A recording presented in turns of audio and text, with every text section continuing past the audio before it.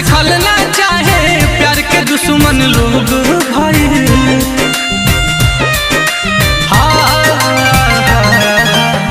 डेगे डेगे काट बोआइल नामुमकिन बा पाँव धइल। अपन खास देखल ना चाहे प्यार के दुश्मन लोग भाई। प्यार के फूल सूखल नफरत वाला घाम से बदनाम भइनी रानी तोहरे नाम से। बर्बाद करके जिलू आराम से बदनाम भइनी रानी तोहरे नाम से।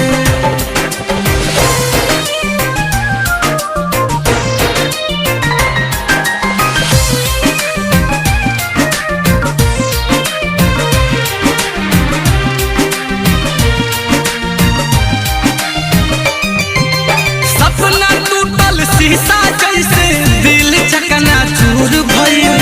नीलकमल अखिलेश कलेश में मुएला मजबूर भइल।